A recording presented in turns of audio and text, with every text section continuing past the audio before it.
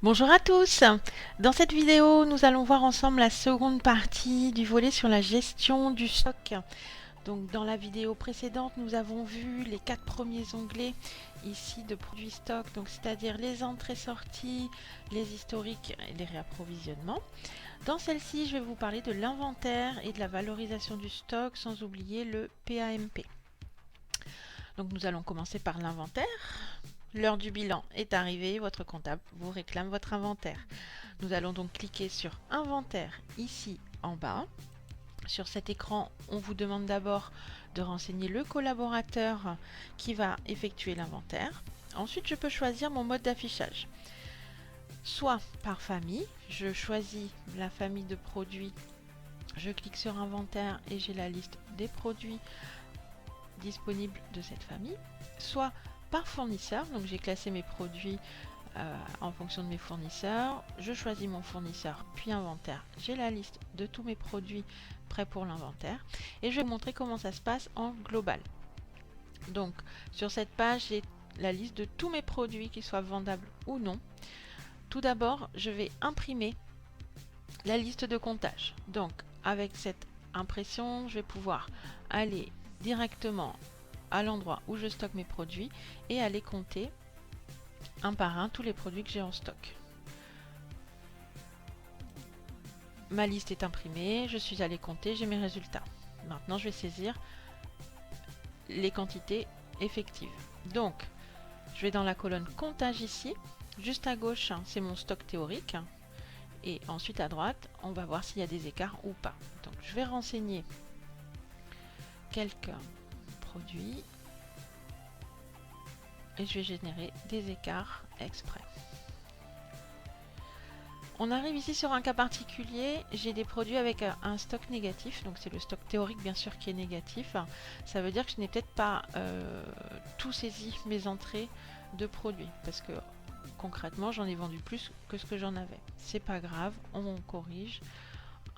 Quand j'ai fini toute ma liste, je vais pouvoir cliquer sur valider. Là, on me demande si je souhaite imprimer un récapitulatif. Je vais cliquer sur oui pour vous montrer.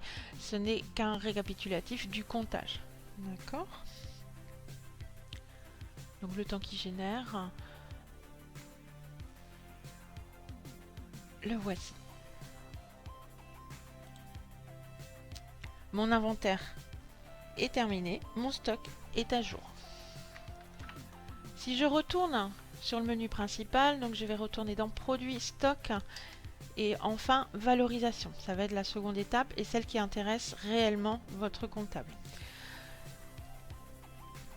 On me demande tout d'abord si je souhaite inclure les produits non vendables. Je vais cliquer sur oui.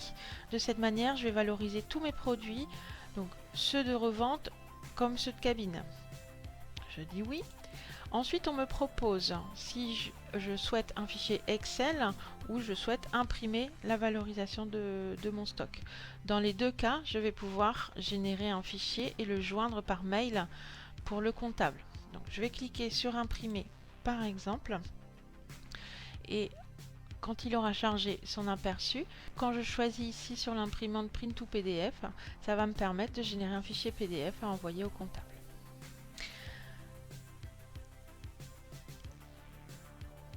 Attention, donc la valorisation se fait bien en hors taxe, parce qu'elle prend en compte le prix d'achat hors taxe du produit qui est renseigné dans la fiche article. Donc, une fois qu'il est généré, on le joint, le comptable a tout ce qu'il faut. Dernier point à voir ensemble, le PAMP. Donc le PAMP, qu'est-ce que c'est? C'est le prix d'achat moyen pondéré. Donc LS Institut valorise votre stock selon ce PAMP, donc c'est-à-dire qu'il va prendre en compte les différents prix que vous avez renseignés dans votre logiciel à chaque fois que vous avez rentré une commande. Donc je peux agir sur ce PAMP si besoin. Je vais aller ici dans Paramètres, Paramètres généraux, puis Stock ici en bas. Donc attention, avant de cliquer sur les boutons, chaque action est absolument irréversible. Donc j'ai deux options, soit je remets mon PAMP à 0, ça veut dire que je vais remettre tous mes prix d'achat dans la fiche article, donc dans la fiche produit, à 0. Cette option, bah, on peut imaginer que je me suis trompée dans mes prix d'achat ou je souhaite ressaisir mes prix. Je remets à 0. Tout est à 0. Ensuite, j'ai la remise au prix d'achat. Si j'ai fait des erreurs dans les saisies d'entrée de stock, et donc dans les prix d'achat, je clique sur remise au prix d'achat. Ça va recalculer tout votre stock en fonction du prix d'achat de la fiche article.